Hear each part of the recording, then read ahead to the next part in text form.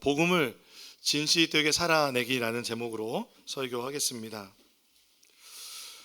여러분, 우리 기독교에 대해서 여러분 어떤 이미지를 가지고 계십니까? 우리가 믿는 기독교에 대해서 우리 스스로 어떤 이미지를 가지고 계십니까? 그 목회 데이터라는 기독교 통계를 내는 곳에서요, 기독교의 그 이미지 형성, 우리의 그 이미지, 기독교 하면 딱 떠오르는 그 이미지를 형성하는데 가장 큰 영향을 미치는 게 무엇입니까? 라고 물었다고 합니다. 근데 물었다고 하는데 누구한테 물었냐면 기독교인들한테도 묻고 믿지 않는 사람들한테 더 물었습니다. 특별히 믿지 않는 사람들 대상으로 물은 결과 1위가 주변 교인들의 언행이었습니다. 말과 행동. 두 번째가 목회자, 목사, 전도사, 교회 지도자, 장로님들, 직분자들의 말과 행동이었습니다. 두 번째. 그리고 세 번째가 매스컴 보도였다고 합니다. 그런데 10년 전에는요, 순위가 조금 다른데 매스컴의 영향이 컸습니다. 그런데 사람들이 이제는 교인들과 목회자들 그리고 지도자들의 영향 받는다는 거죠. 그럼 한마디로 말하면 믿는 사람이 어떻게 말하고 어떻게 행동하느냐, 그걸 본다는 겁니다. 그런데요, 여러분, 이것에 있어서 기독교인들이 어떤 마음일까요? 만족할까요? 만족하지 못할까요? 우리는 우리 스스로도 약간 이 부분에 대해서 저평가하고 있다고 합니다. 한국교회 일반 성도들이 그래서 그 가장 큰 문제가 무엇이냐라고 믿지 않는 사람들에게 물었을 때 첫 번째가요, 타 종교와 종교인에 대해서 배타적이다 라고 합니다. 두 번째는 신앙과 일상생활이 불일치한다라고 말합니다. 이런 결과를 들으면요, 참 조심스러워지는 게 사실입니다. 그리고 이러한 결과를 통해서 일반 사람들에게, 믿지 않는 사람들에게 생긴 기독교의 이미지는 영화나 드라마와 같은 매체, 미디어에 잘 표현되어 있습니다. 그런 곳에 표현된 기독교의 모습을 보면 교회에서는 기도하고 찬송 부르고 말씀 보는데, 그런데 그 사람이 사기치고 폭행하고 살인도 하는 그런 모습으로 묘사됩니다. 굉장히 무서운 모습이죠. 마음 아픈 모습입니다. 보면서 우리 교회 교인들은 안 그러는데 어느 교회 교인이 이러는지 막 이런 화도 나잖아요. 한국 교회가 이렇게 세계에서 가장 큰 교회도 있고, 또한 각 교단별로 세계적으로 제일 큰 교회들이 우리나라에 다 있을 정도로 우리는 수적인 큰 부흥을 맞았습니다. 기독교가 크게 성장하였습니다. 그런데 왜 우리는 이런 평가를 받고 우린 이런 이미지를 갖고 있는 걸까요? 예수 믿는다고 하면서 예수 믿으면 복 받는다고 기복주의를 우리는 믿고 있을 때도 있고, 때로는 교회에서 많이 기도하면서 너무 조심스러운 말씀이지만 머리가 될지언정 꼬리가 되지 않기를 기도하는 승리주의가 있고, 또 교회 신앙생활을 하면서 내가 행한 신앙생활 자체가 내 믿음의 척도가 됩니다. 그래서 내가 얼마나 주일 성수를 열심히 하는지, 내가 얼마나 큐티를 잘하는지, 내가 성경을 몇 번 읽었는지, 내가 주일 봉사를 몇 개를 하는지, 그것에 따라서 나의 신앙의 척도가 되고, 그리고 그것을 목사님이 칭찬하고 그 주위의 성도들이 칭찬하고, 그래야 해서 나는 조금 더 그렇게 봉사하지 않는 성도보다 더 나은 성도이구나 라고 생각하는 것을 공로주의라고 합니다. 그러니까 성도들에게 믿음의 급이 생기는 것이죠. 이런 공로주의가, 이러한 우리가 말씀드린 기복주의나 승리주의나 공로주의가 뿌리 박힌다면은 우리는 정말 기독교가 말하고 있는 복음 자체를 잃어버리고 복음에서 벗어나 살아가게 되기 때문에 사람들은 원래 기독교가 말하는 것과 복음을 말하는데 복음이 아닌 것으로 살아가기 때문에 세상 사람들은 혼동이 됩니다. 정말 기독교는 뭐냐? 라는 것입니다. 이것을 많은 분들이 이렇게 이야기합니다. 복음이 축소된 결과라고 말합니다. 그리하여서 믿음과 생활이 일치되지 않는 위선적인 모습으로 영향력을 잃어가고 있는 것이 우리들의 현실이라고 생각이 듭니다. 오늘 본문은 갈라디아서에 있는 본문입니다. 갈라디아서에 있는 본문인데, 이 갈라디아서는 사도 바울이 그 전도 여행을 하면서 교회를 세웠던 지역 중에 소아시아의 갈라디아 지역에 세웠던 교회들에게 보낸 편지입니다. 하나의 교회가 아니라 여러 교회에 보낸 겁니다. 존 스토트 목사님은 여기 지역이 갈라디아 남쪽 지역의 비시디아, 안디옥, 이고니어, 루스트라, 더베라는 네 도시로 봅니다. 여러분 잘 이렇게 귀에 들어오지 않으시죠? 우리랑 가까운 지역이 아니고 옛날 명칭이기 때문에 그렇습니다. 그러니까 지금 터키의 어떤 중부의 이렇게 중부 쪽을 생각하시면 됩니다. 그 가운데 그쪽에 있는 도시들에게 보낸 편지인데요. 연도로 보면은 한 AD 50년경에 쓰여졌다고 합니다. 그러니까 예수님의 죽음과 승기가 있은 지 불과 15년, 20년밖에 되지 않은 때에 복음이 막 전해지고 있을 그 초기에 썼던 서신서입니다. 갈라디아 교회들에게 바울이 보낸 편지입니다. 그렇기 때문에 이 역사적 상황이 되게 중요한데요.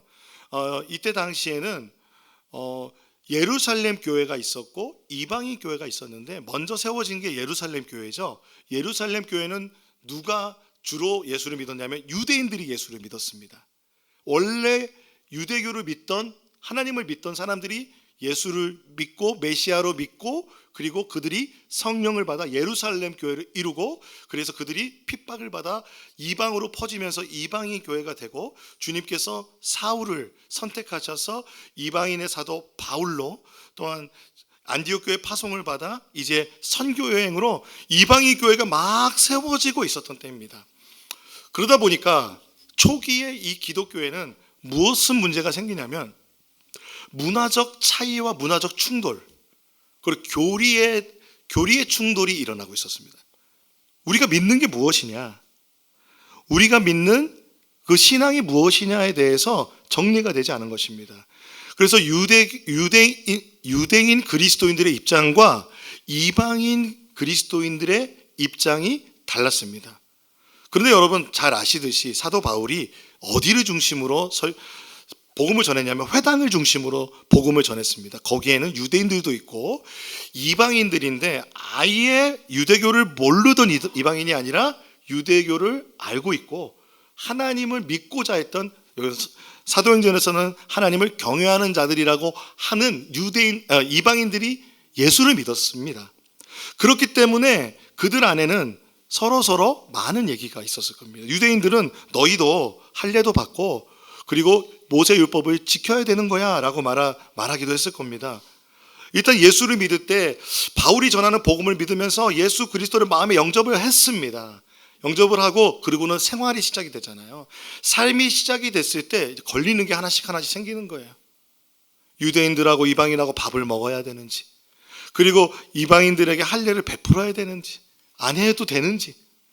사도 바울은 안 해도 된다고 말하는데 유대인들이 생각할 때는 아닌데 라고 생각하는 이런 갈등과 어려움 속에서 오늘 갈라디아서 말씀이 전해지고 있는 것입니다. 근데 오늘 갈라디아서 말씀, 우리가 읽었던 말씀 바로 전에 어떤 사건이 있냐면, 바울이 예루살렘을 갔던 걸 두 번을 이야기하는데요. 처음 회심했을 때와 두 번째는 언제 가냐면 사도행전 15장에 예루살렘 공의회 때 갔던 이야기를 회상하고 있습니다. 그때의 주제가 무엇이었습니까? 여러분, 설교 제가 했었는데 우리가 다 망각의 은사가 있기 때문에 하나도 기억나지 않으실 것 같습니다.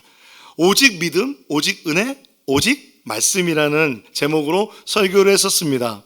그때 문제가 뭐냐면 이방인들도 할례를 받고 그리고 유대인들처럼 모세 율법을 지켜야 된다고 유대인 그리스도인들이 주장하였고, 이방인 교회에서 이런 부분들을 계속 주장하니까 이렇게 되는 거예요. 누군가 여러분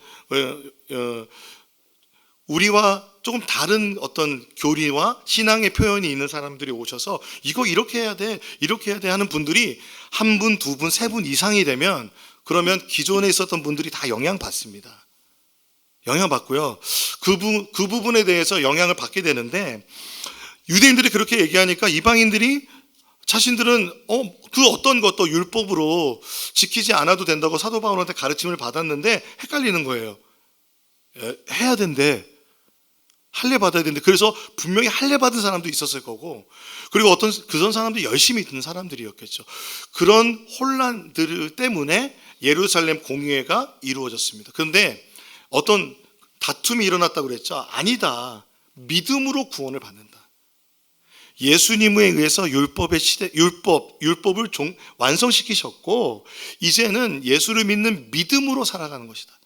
믿음으로 의롭게 된다라는 것입니다. 여러분, 왜 여러분 할례가 중요했냐면 할례를 받고 그리고 모세의 율법을 지킨다는 서약을 하는 것은 유대인이 된다는 얘기예요. 유대인이 된다는 것은 유대인의 개념으로는 하나님의 나라의 백성이 된다는 게 유대인이 된다는 거예요. 그러니까 너 예수를 받아들였냐? 잘했다. 근데 이제 유대인 돼야지. 유대인 그리스도인들이 이렇게 이야기한 것입니다. 그런데 사도 바울과 이방인 선교를 하던 사람들의 입장은 아니다. 그렇지 않아도 된다. 율법과 할례를 지키지 않아도 믿음으로 하나님 백성 됐다라고 말한 거예요. 그래서 예루살렘 공의회가 결정한 것은 무엇입니까? 아모스서 9장 11절 12절을 통해서 오직 사도 베드로가 일어나서 얘기하고 사도 야고보가 일어나서 얘기해서 결정한 게 무엇입니까? 오직 예수 그리스도를 믿는 믿음으로 구원을 얻는다. 그 외에 어떤 것도 멍에로 이방인에게 지우지 않는다는 결정을 예루살렘 공의회에서 하였고, 그렇죠, 땅 했습니다. 그래서 야고보가 사람들을 보내서 예루살렘 교회에서 공식적으로 사람을 보내서 안디옥 교회에도 누가 갔어요? 바울과 함께 했던 실라, 다른 한 명은 제가 기억이 안 나네요. 실라와 또 한 명을 같이 바울과 바나바와 동행하여서 안디옥 교회라고 하는 대표적인 이방인 교회에 보내서 선포했습니다. 선포하고 베드로가 어느 날 안디옥 교회 온 거예요. 오늘 본문 11절에. 얼마나 기쁜 일입니까? 예루살렘 교회에서 안디옥 교회 찾아온 거예요. 우리가 높은 뜻 푸른 교회에서 우리 목사님 오셔도 반가워가지고 같이 국수 먹고 막 그랬잖아요. 그것처럼 반기면서 사도 베드로를 모시고 이방인 교회 안에서 식사를 나누고 교제를 한 겁니다. 제가 식구라는 설교를 했었는데 이때 당시에 예배의 모습은 대부분 식사입니다. 식사. 밥을 먹으면서 식사 교제가 이루어지고 그러면서 예수 그리스도를 기억하는 성찬이랑 이어진 거예요. 이어지고 있었어요. 그러니까 베드로는 원래 무엇을 경험했습니까? 자신도 유대인이었고, 특별히 여러분 예루살렘 교회에서 예수를 믿은 유대인들은 열심인 유대인들이었어요. 신앙 좋은 유대인들, 우리가 뭐라고 말하냐면 바리새파라고 하는데, 바리새파 중에서 예수를 거부한 사람들도 많았지만 예수를 믿은 사람이 많았던 거예요. 그러니까 베드로가 원래는 그런 사람인데, 사도행전에 그 고넬료 사건 아시죠? 3번 환상, 부정한 음식이 내려와서 3번 동안 하나님 내려와서 하나님이 거룩하다고 정결하다고 한 것을 네가 왜 부정하다고 말하냐라고 주님 말씀하셔서 그 말씀에 순종해서 그 모든 편견을 깨기 위해서 깨고, 그리고 이방인에게 가서 같이 함께 식사를 나누고 복음을 전하고 그 고넬료 집안이 모두 예수를 믿었습니다. 그렇기 때문에, 그리고 게다가 예루살렘 공의회에서 일어나서 이방인 선교를 내가 제일 먼저 했다고 말한 사람이 베드로였습니다. 그렇기 때문에 이방인들과 함께 식사 교제를 나누고 성만찬도 했던 베드로였는데, 어느 날 야고보에게서 보내진 어떤 사람들이 나타났습니다. 야고보는 누구입니까? 예루살렘 교회의 지도자, 대표 지도자였습니다. 야고보에게서 왔다는 것은 예루살렘 교회를 대표하는 그리스도인들이 왔다는 거예요. 그러니까 이 사람들은 유대인 그리스도인들 중에서 대표적인 사람이고, 어쩌면 그분들 중에는 예루살렘 공의회에서 그 반대의 입장에 있었던 사람이 있었을 것 같아요. 그들이 오니까 베드로가 같이 식사 교제를 나누다가 주일에 교회에서, 그렇다면 그것은 예배잖아요. 그런데 갑자기 일어나서 이방인들 자리에서 떠나서 유대인들에 가는 거예요. 자리를 털고 일어났어요. 문제는 뭐냐면 베드로가 일어나니까 누가 일어나요? 유대인들이 같이 일어나요. 안디옥 교회의 유대인 그리스도인들이 같이 일어났어요. 그리고 뿐만 아니라 안디옥 교회 누가 세웠습니까? 예루살렘 교회에서 바나바 파송했잖아요. 바나바가 일어나서 같이 일어난 거예요. 이거 큰 사건입니까? 작은 사건입니까? 목사님 뭐 먹는 거 가지고 그러세요? 아니요, 말씀드린 것처럼 초기 기독교가 먹는 것으로 예배를 드렸잖아요. 근데 이 먹는 것으로 예배를 드렸다는 것은 유대인들도 먹는 것으로 예배를 드렸기 때문에 그렇습니다. 유월절 식사라고 하는 것인데요, 식사의 모든 기도는 예식이에요. 유대인들에게 있어서 밥을 먹는 것은요, 신앙 전수의 과정이었어요. 그렇다면 여러분, 이렇게 되면 유대인들이 그 신앙 전수를 하기 위해서 같이 밥을 먹을 수 있는 사람은 누굽니까? 유대인이어야 되는 거예요. 유대인들이 할례와 그 율법 준수를 이야기한 이유는 그렇게 해야 의롭다, 하나님의 백성이라는 생각이 있었던 거예요. 그리고 그러지 않으면 부정하다는 생각이 있었어요. 죄인이다. 그러므로 죄인하고 밥을 먹으면 이 식사 자리가 어떻게 돼요? 하나님과 함께하는 거룩한 식사 자리가 부정하게 되는 거예요. 그렇기 때문에 이방인들은 절대로 유대인과 같이 식사할 수 없어요. 유대인들은 절대로 이방인들과 식사하지 않아요. 예수를 믿었음에도 불구하고 보수적인 예루살렘 교회의 유대인 그리스도인들은 이방인들과 식사하기를 꺼려했던 것이에요. 그 꺼려함이 오늘 이 본문에 분명하게 나타났고, 그래서 베드로가 일어나서 그 자리를 떠난 것에 대해서 바울이 뭐라고 말하냐면, 당신을 따라서 유대인도 위선적인 행동을 했고 바나바까지도 위선적인 행동을 했다라고 말합니다. 당신의 행동은 위선이다. 위선은 무엇입니까? 믿는 대로 하지 않은 겁니다. 베드로는 믿음으로 구원받는다 죄송합니다 말해놓고 믿음으로 구원받는다, 믿음으로 의롭다 된다는 것을 삶으로 보여주지 못하는 상황이 된 거예요. 여러분 생각해 보십시오. 그런데 그런 상황이니 지금 바울이 베드로에게 많은 사람들이 있는 앞에서 베드로를 책망하는 일이 벌어진 겁니다. 생각해 보세요. 베드로가 바울보다 훨씬 형님입니다. 나이 많은 형님입니다. 그리고 베드로는 예수님 수제자예요. 예수님과 함께 공생애를 했던 사람입니다. 뿐만 아니라 베드로가 설교해서 예루살렘 교회가 하나님께서 기름 부어 설교하셨지만 그 설교로 예루살렘 교회가 세워졌습니다. 예수님 말씀하신 것처럼 베드로 개바야 너의 고백 위에 그 반석 위에 내 교회를 세우리라 말씀하셨던 것이 베드로입니다.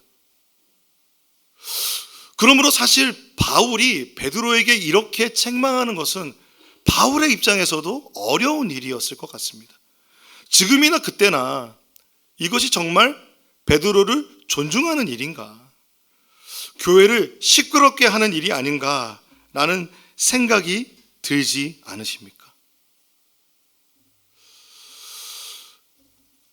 그런데 베드로가 이렇게까지 했던 이유에 대해서 가스펠 프로젝트, 우리 아이들이 같이 보는 가스펠 프로젝트에는요, 복음주의자들이라고 하는 우리 지금 현대의 복음주의자들이 교리를 세 가지 범주로 나누는데, 첫 번째는 핵심 교리입니다. 핵심 교리로서 복음과 기독교 신앙의 핵심적인 교리입니다. 뭐냐면 예수님의 인성과 신성, 예수님의 인성이나 신성이나 둘 중에 하나만 부정해도 이단입니다.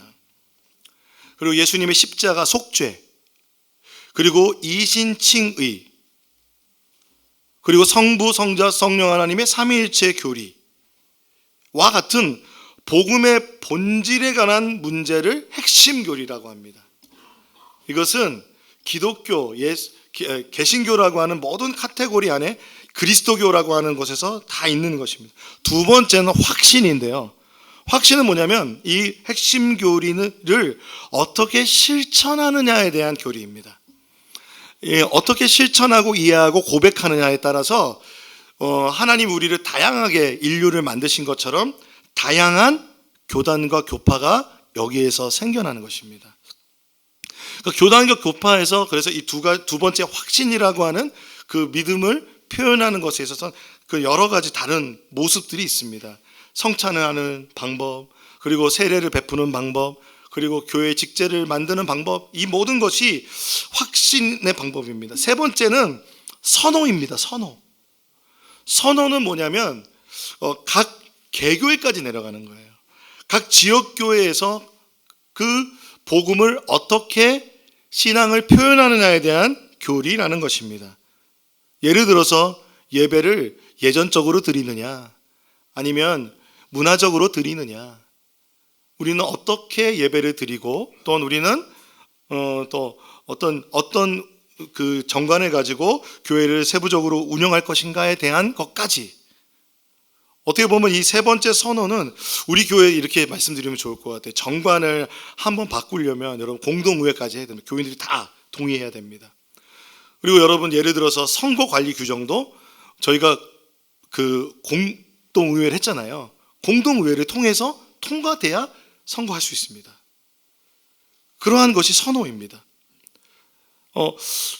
그런 여러 가지 다른 표현의 모습이 있을 수 있는 것입니다. 어떤 교회는 십자가를 달고 어떤 교회는 십자가를 달지 않습니다. 제가 십자가를 달고 싶은데 십자가를 달지 않는 이유가 왜 그럴까요? 우리 교회는 그 초교파기 때문에 다양한 교단에서 오신 분들이 있기 때문에 조금이라도 불편하지 않으셨으면 하는 마음에 강대상에만 십자가가 있습니다. 그래서 우리 교회는 왜 십자가가 없을까 생각하실 수 있습니다. 그런데 여러분 이것은 이 세 가지 문제들 중에서 사도 바울이 만약에 확신이나 선호에 대한 문제로 베드로를 많은 사람 앞에서 책망하였다면 문제가 컸을 겁니다. 그런데 베드로에게 많은 이방 사람들도 있고 유대 사람들도 있고 안디옥 교회 모든 교인들 앞에서 베드로를 책망했던 이유는 핵심 교리를 흔들 수 있는 문제이기 때문에 그렇습니다. 우리는 지금 이신칭의라는 교리를 너무도 자연스럽게 믿고 당연하지라고 생각하지만 초기 그리스도교 갈라디아서가 쓰여졌을 당시에는 그것이 교회 안에 자리 잡지 못하고 있었습니다. 사도 바울이 갈라디아서 이후에 로마서나 에베소서의 이 이신칭의의 교리를 나중에 그 말년에 다시 또 집대성했습니다. 그런데 이것은 초기의 시기인데 베드로라고 하는 이신칭의 교리를 말했던 사도잖아요. 교회의 지도자가 그 믿는 복음하고 다른 행동을 한 거예요. 그럼 사람들 어떻게 생각해요? 음식법이 존재하는구나. 베드로도 그렇게 생각하는구나. 그러면서 이 유대인 그리스도인들이 믿었던 그들이 생각하는 음식법의 정결 예법에 따라서 사람들이 생각하고 따라갈 수 있었다는 것입니다. 그래서 사도 바울은 뭐라고 말하냐면 오늘 본문에 보면요, 이렇게 이야기합니다. 14절에 나는 그들이 복음의 진리를 따라 똑바로 걷지 않는 것을 보았다라고 말합니다. 사랑하는 성도 여러분, 복음의 진리에 따라 똑바로 걷고 계십니까?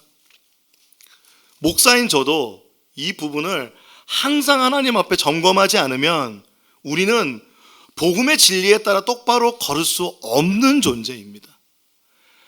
베드로가 오늘 그렇게 한 겁니다. 그래서 최근에 많은 이 복음을 회복하고자 하는 그 복음 회복을 하고자 하는 운동에서는요, 이것을 뭐라고 말하냐면 복음을 축소하였다라고 말합니다.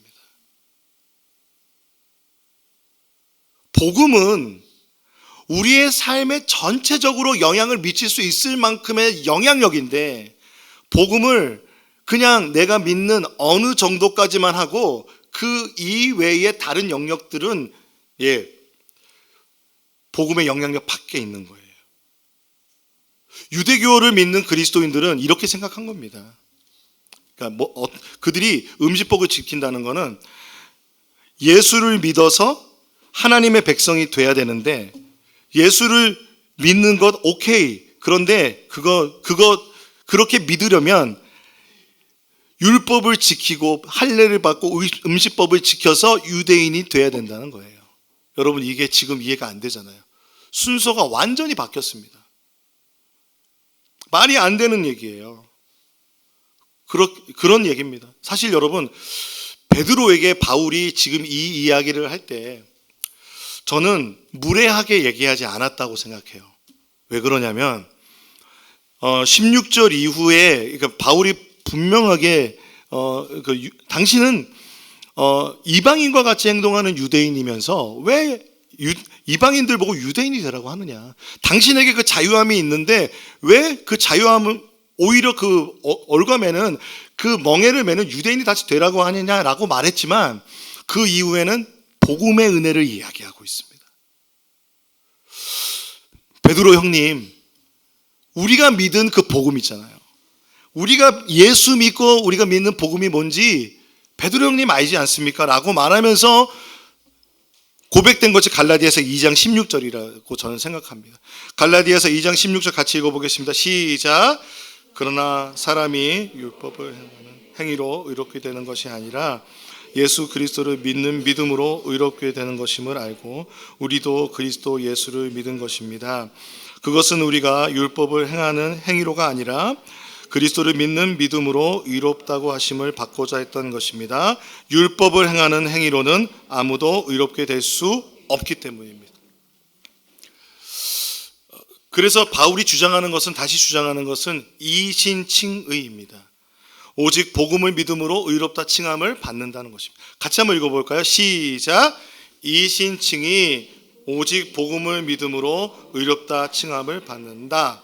의롭게 되었다라는 것은, 이신칭의라는 것은요, 유대인들 관점으로는 정결하게 되었다라는 뜻도 있고, 근데 이게 법정 용어인데요. 법정 용어는 뭐냐면 의롭다함을 입었다라는 것은 너희가 의롭다라는 것은 너희 하나님의 백성이 되었다라고 하나님이 선포해 주신다는 거예요. 율법의 행위나 다른 어떤 게 아니라 오직 복음을 믿음으로 의롭다함을 얻는 게 이신칭의의 교리입니다. 그래서 이 의를요, 어떤 의라고 말하냐면 수동적 의라고 말합니다. 수동적 의고, 이 의롭다함을 받으면 우리에게서 변화가 일어나는 우리에게 정체성의 변화가 일어나는데, 우리를 하나님께서는 의롭다 하시며 너는 나의 자녀다라고 말씀하시고 너는 나의 신부다라고 말씀하시는 넌 하나님의 백성이다, 하나님 나라 백성이다라고 칭해 주신다는 겁니다. 여러분 믿으십니까? 성경 1000번 읽어서 하나님 자녀 되는 게 아닙니다. 매일마다 큐티에서 하나님 자녀가 되는 게 아닙니다. 내가 다른 사람보다 더 많은 봉사를 하기 때문에 하나님의 자녀가 되는 것이 아니라 단지 예수 그리스도를 믿는 그 복음을 믿는 그것 하나로 우리는 의롭다함을 얻는다는 것입니다. 그런데 유대인들이 뭐라고 그래요? 율법의 행위를 해야 된다는 거예요. 율법을 행위를 해야 너희가 하나님 백성 된다고 하니까 이건 안 맞는 거죠. 그들이 예수를 안 믿었으면 몰라요. 유대인 그리스도는 예수를 믿었어요. 그런데 뭘 못 버리고 있어요? 자신들의 율법의 행위로 인한 자신들의 의를 버리지 못하고 있어요. 바울은 그래서 뭐라고 말하면 난 율법에 의해서 죽었다고 말해요. 율법으로는 나의 의가 나타나지 않는다고 말해요. 사랑하는 성도 여러분, 바울은요 율법의 행위로 구원을 받지 못한다고 그래요. 갈라디아서를 여러분 자세히 읽어보시면 그 율법에 대한 이해가 율법을 없어져야 된다고 율법 폐기론을 말하는 것이 아니라 율법에 대한 올바른 이해가 유대인들도 없었다는 거예요. 하나님은 언약 백성에게 율법을 주셨죠. 그런데 그 위로 올라가서 아브라함이라고 하는 사람에게 율법이 있었습니까? 없었습니까? 없었죠. 아브라함이 하나님을 믿어서 의롭다함을 얻었다면 지금 모든 인류, 모든 족속, 모든 사람들, 단 한 사람도 예외가 없이 하나님을 믿는 믿음으로 의롭다함을 얻는다는 것입니다. 바울은요 그 율법의 행위로 거룩하게 되거나 율법의 행위로 그 하나님께 더 인정받는다는 그 유대인 출신 그리스도인들의 그 모든 생각을 부정하는 겁니다. 유대인 그리스도인들은 이렇게 생각했을 거예요. 우리는 이방인 그리스도인들보다 좀 낫지. 죄송합니다. 이렇게 생각할 수도 있을 거예요. 우리는 1등 그리스도인, 원조, 예루살렘, 이방인 교회, 안디옥 교회에 있는 너희들 우리한테 좀 배워야 돼. 그게 뭐냐면 유대인이 돼야 돼. 이것이 복음입니까? 아닙니까? 사도 바울이 분명히 얘기합니다. 다른 복음이라고 말합니다. 복음이 아닙니다. 복음을 축소하고 왜곡하고 그리고 그 삶으로 이미 그것이 보여진 겁니다. 그렇기 때문에 베드로가 이 행동을 한다는 것은 이런 메시지를 그대로 인정하는 거예요. 그렇기 때문에 바울은 베드로에게 다시 한번 믿음으로 구원을 얻는 그 이신칭의의 교리를 이야기해 주고 있는 것입니다. 안디옥 사건의 배경이 예루살렘 공유의 이후에 벌어진 사건이라고 말씀을 드렸습니다. 분명히 교회는 이신칭의의 복음을 선포했습니다. 그런데 이 이신칭의의 복음대로 살지 못한 그 결과 오늘 안디옥 교회에 이 음식법에 관한 사건이 일어나게 된 것입니다. 이렇게 여러분 복음이 우리가 믿는 믿음이 참된 복음인지 아닌지 우리가 이 복음에 대해서 믿음에 대해서 오류가 생기는 이유가 무엇일까? 그래서 팀 켈러라는 목사님은요 이 복음을 앗아가는 두 가지 요소, 복음을 흔들리게 하고 우리에게서 복음을 앗아가는 두 가지 오류를 얘기하는데요. 첫 번째는 도덕주의입니다. 신앙주의, 율법주의라고도 말하는데요. 은혜 없는 진리입니다. 은혜를 받았지만 이후에는 그러니까 율법적인 신앙생활을 하는 겁니다. 자신의 의로 공로를 쌓으면서 복음과 멀어지는 것입니다. 자신의 의로 복음이 축소가 되는 겁니다. 두 번째는 상대주의인데요. 상대주의, 신앙주의, 자유주의로 사실 요즘 같은 경우는 예수 믿는 것 내 맘대로 믿는, 내가 믿는 예수가 각 사람마다 표현될 수 있다고 말하는 포스트 모더니즘 시대에서 진리가 없는 은혜를 이야기할 수 있다는 것입니다. 개인의 체험, 주관적인 어떤 경험, 그것이 진리 없는 은혜인데 그러면 진리 없는 은혜 또한 복음을 축소한다는 거예요. 그렇게 되면 복음을 떠나 방종에 빠지게 된다는 것입니다. 사랑하는 성도 여러분, 우리가 혹시 율법주의나 아니면 상대주의적인 자유주의적인 신앙생활로 우리는 제가 생각해 보니까 이게 왔다 갔다 하는 것 같아요. 비틀비틀 걸어가면서 신앙생활 하지 않습니까? 베드로처럼, 그럼 베드로 보고 함께했던 그 유대인과 바나바처럼 우리는 혹시 비틀비틀 복음에서 비틀거리면서 복음 안에 똑바로 걷지 못하고 흔들흔들 걷지는 않으십니까? 그렇다면 오늘 바울의 이야기를 우리가 들어야 될 필요가 있습니다. 바울이 베드로에게 책망하는 이 책망과 권면은 지금 우리 한국교회 그리고 지금 신앙생활하는 우리에게 말해주고 있다고 생각합니다. 바울은 이렇게 이야기합니다. 우리 함께 그래서 갈라디아서 2장 20절을 읽어보겠습니다. 시작. 나는 그리스도와 함께 십자가에 못 박혔습니다. 이제 살고 있는 것은 내가 아닙니다. 그리스도께서 내 안에 살고 계십니다. 내가 지금 육신 안에 살고 있는 삶은 나를 사랑하셔서 나를 위하여 자기 몸을 내어주신 하나님의 아들을 믿는 믿음 안에서 살아가는 것입니다. 팀 켈러 목사는 복음의 능력, 어떻게 그러면 흔들리는 복음에서 이제 복음의 능력을 회복할 수 있을까? 오늘 갈라디아서 2장 20절의 말씀이 그 두 가지 원리와 일치한다고 저는 생각합니다. 첫 번째는 나는 내가 감히 생각했던 것보다 훨씬 더 죄인이고 허물 많은 존재입니다. 같이 한번 고백해 보겠습니다. 시작. 나는 내가 감히 생각했던 것보다 훨씬 더 죄인이고 허물 많은 존재입니다. 라고 고백하는 것이랍니다. 두 번째, 함께 읽어보겠습니다. 시작. 나는 내가 감히 바랐던 것보다 더 많은 사랑을 받고 용납되었습니다. 라고 말하는 것이 복음의 능력을 회복하는 길이라는 것입니다. 이것이 바로 갈라디아서 2장 20절의 고백입니다. 나는 그리스도와 함께 십자가에 못 박혔습니다.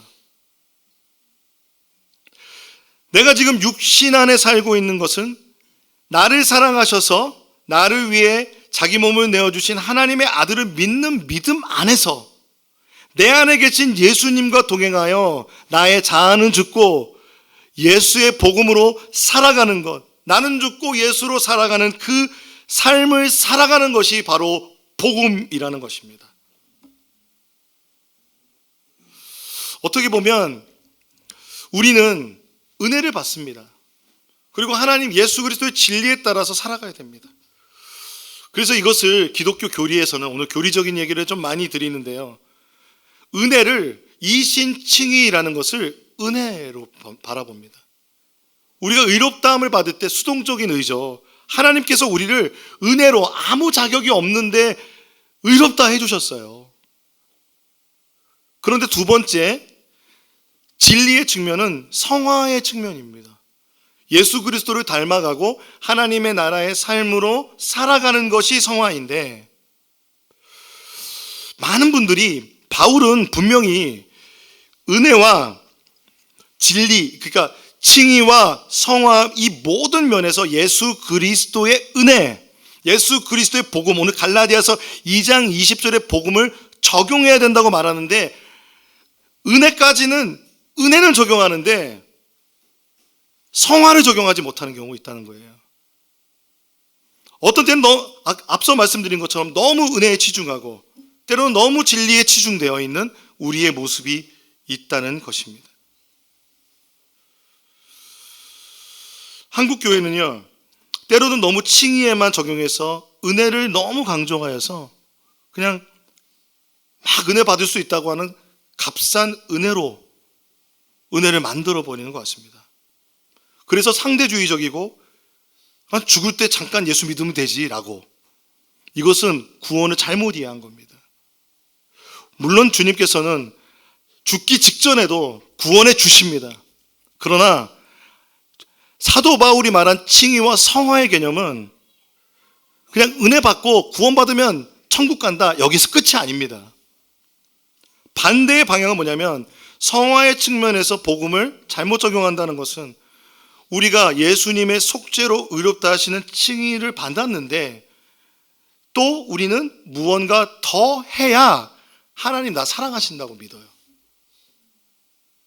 하나님 나에게 고난 주시는 이유가 내가 하나님 앞에서 진짜 내가 주일 성수 안 해서 이렇다. 이게 잘못된 겁니다. 내가 하나님 앞에서 내 삶이 힘든 것은 내가 하나님 앞에서 뭐 잘못해서 그렇다. 그것은 하나님의 관점이 아닙니다. 내가 믿는 그 신앙의 어떤 정도와 그 공로에 따라서 하나님 나를 기뻐해 주시는 것이 아니라는 것입니다. 우리는 지금 이 순간 하나님 앞에 섰을 때 우리는 죄인입니다. 팀 켈러 목사가 고백하는 것처럼 우리는 하나님 앞에서 죄인입니다. 그렇기 때문에 우리는 주님의 사랑이 필요합니다. 하나님 앞에 우린 여전히 죄인임을 회개하고 하나님 사랑 없이는 살 수 없습니다라고 주님의 십자가를 붙드는 것이 복음입니다. 예수님의 사랑을 붙잡고 살아가는 것이 바로 복음이라는 것입니다. 복음의 능력으로 복음의 진리 안에서 살아가는 것은 그러므로 칭의와 성화의 모든 그리스도인의 삶 가운데서 복음이 온전히 우리를 다스리도록 해야 되는 것입니다. 그렇다면 복음을 어떻게 실천할 것인가? 오늘 설교가 조금 깁니다. 여러분 양해 부탁드립니다. 복음서에 보면 팀 켈러 목사에 의하면 세 가지 영향력이 있다고 합니다. 첫 번째는 복음이 가지고 있는 중요한 세 가지 주제가 있는데, 첫 번째는 하나님의 아들이 자신을 비워 예수 그리스도 세상에 오셨다. 그리고 친히 종이 되셨다. 성육신입니다. 두 번째는 십자가에서 대속의 희생제물로 죽으셨다. 속죄입니다. 세 번째는 새로워질 만물의 열매로 무덤에서 일어나셨다. 부활입니다. 여러분, 우리가 예수를 믿는다고 말할 때는 이 세 가지를 우리가 믿는 것입니다. 그렇다면 이 세 가지를 믿음으로 우리가 구원을 받아 칭의와 성화의 삶을 살아갈 때 이 세 가지 원리를 따라 살아가야 되는 것입니다. 그러면 첫 번째, 성육신을 통해서는 위에서 아래로 임하는 복음의 속성, 업사이드 다운이라고 합니다. 영어를 안 쓰셨는데 업사이드 다운이라고 합니다. 위에서 아래로 임하는 복음의 속성입니다. 그러므로 우리는 예수를 믿고 성화하여서 점점 더 나아져서 좀 더 높은 위치로 가는 게 아닙니다. 그러므로 예수 믿어서 우리에게 가장 좋은 신분은 성도라는 것이죠. 목사님, 제가 청소하면 빗자루 들고 하면 사람들이 막 불편해합니다. 목사님, 그리고 옆에서 같이 빗자루 들면서 들어주면 좋은데, 목사님 왜 이러세요? 라고까지만 하시는 경우가 굉장히 많은데 전 괜찮습니다. 그리고 이재철 목사님이 이런 말씀 하셨어요. 목사가 신방 갈 때 어른들과, 자기보다 나이 많은 어른들과 같이 식사할 때 제발 먼저 숟가락 들지 말라고. 저도 되게 조심하려고 그럽니다. 어디 가면 목사님 먼저 드세요 그러시는데, 아예 먼저 드세요? 저는 꼭 그렇게 얘기하거든요. 여러분, 목사는 높은 존재입니까? 목사님, 저도 여러분과 똑같습니다. 저도 죄인입니다. 특별 대우하지 마십시오. 같이 대우해 주세요. 우리의 삶에 세상에서 우리 인정해 주지 않아도 괜찮은 거예요. 우리 높여주지 않아도 당연한 거예요. 괜찮은 거예요. 왜냐? 복음은 낮아지는 거니까. 세상에서 인정해 주지 않고 우리의 삶에 서러움이 있는 것, 우리가 복음을 믿어가면서 더 낮은 곳으로 가는 것입니다. 그러므로 교회에서 직분을 얻고 또 더 많은 역할을 할수록 우리는 더 낮아져야 됩니다. 섬겨야 합니다. 전 찬양팀에게도 항상 말씀드려요. 먼저 예배 드리시라고. 낮아지셔야 됩니다. 우리가 두 번째는요, 속죄하신 예수님을 기억하여서, 이거는요 안에서 바깥으로 임하는 속성이 있다고 합니다. 인사이드 아웃이라고 합니다. 이것이 이신칭의의 복음인데, 내가 행동을 해서 하나님 자녀다운 행동을 해서 하나님의 자녀가 되는 게 아니라는 겁니다. 우리가 믿음으로 하나님의 자녀가 됐기 때문에 우리가 하나님의 자녀로 살아갈 수 있는 것입니다. 그러므로 여러분, 내가 하나님의 자녀로서 내 삶 안에서 뭔가 어려움이 있을 때, 그러므로 여러분 그 하나님 앞에 나아가 은혜를 구하는 겁니다.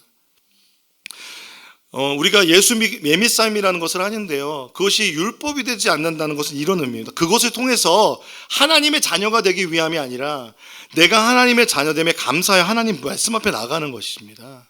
하나님 말씀대로 살고자 하는 마음이 생기는 것이고, 하나님 말씀대로 하나님 뜻대로 살아가고자 하며 하나님의 자녀로 하나님께 순종하고자 하는 마음이, 바깥에서 우리 내면에 강요하는 그런 종교나 도덕이 아니라 복음은 우리 안에서 바깥으로 솟아나오는 능력이라는 것입니다. 그래서 복음을 기억해야 되는 것입니다. 세 번째, 부활입니다. 부활은요, 미래를 앞서 경험하는 forward back이라는 것입니다. 미래를 앞서 경험한다는 것은 무엇입니까? 예수의 부활로 하나님의 나라, 우리는 임하였지만 아직 다 완전히 임하지 않았습니다. 그러니까 우리가 믿는 교리는 무엇입니까? 예수의 초림과 예수의 재림을 믿습니다. 예수의 부활에 따라 우리도 부활할 것을 믿는 것이죠. 그러므로 우리는 무엇을 이 땅에 살아가면서 아직 임하지 않은 하나님의 나라를 우리는 살아내야 되는 것입니다. 그것이 forward back입니다. 그런데 사도 베드로가 복음을 믿고 이신칭의를 고백하고 예루살렘 공회도 다 했는데 하나님의 나라의 미래를 살아가는 것이 아니라 율법의 행위로 돌아가는 것이 오늘 베드로가 책망받은 이유라는 것입니다. 그러므로 여러분, 우리가 삶을 살아갈 때 이 마지막에 이 부활의 이 복음의 정신은 뭐냐면 우리의 삶 전체의 복음의 능력이 임하신다는 것을 믿는다는 것입니다. 나의 삶의 이 부분은 복음이 있고 나의 삶의 요만큼은 복음이 없는 게 아니라 복음의 능력은 우리의 삶 전체에 영향력을 미치는 것입니다. 그러므로 우리의 삶의 직장에 모든 영역에 하나님의 그 복음의 능력이 임하는 줄로 믿습니다. 가정에서, 직장에서 우리의 삶을 살아가면서 우리는 그래서 모이는 교회와 흩어지는 교회를 말하는 이유는 바로 이 미래를 앞서 경험하는 복음의 속성 때문에 그렇습니다. 그러므로 우리는 세상과 분리된 교회가 아니라 세상 안에서 세상의 문화를 변혁하는 그런 교회가 되기를 소망합니다. 이 일을 위해서 갈라디아서 2장 20절에 내가 그리스도와 함께 십자가에 못 박혔나니 그런즉 이제 내가 사는 것은 그리스도 예수 안에서 그리스도께서 날 위해 돌아가신 그 십자가를 믿는 믿음으로 살아간다라는 이 삶을 위해 우리에게 보내신 분이 성령님이십니다. 그러므로 갈라디아서 5장 22절 25절에 성령의 열매는 사랑과 기쁨과 화평과 인내와 친절과 선함과 신실과 온유와 절제입니다. 이런 것들을 막을 법이 없습니다. 그리스도 예수께 속한 사람은 정욕과 욕망과 함께 자기의 육체를 십자가에 못 박았습니다. 우리가 성령으로 삶을 얻었으니 우리는 성령이 인도해 주심을 따라 살아갑시다. 성령의 열매가 맺어지는 삶, 복음을 살아내는 진실됨으로 살아내는 우리의 삶이 되기를 간절히 소망합니다. 할렐루야.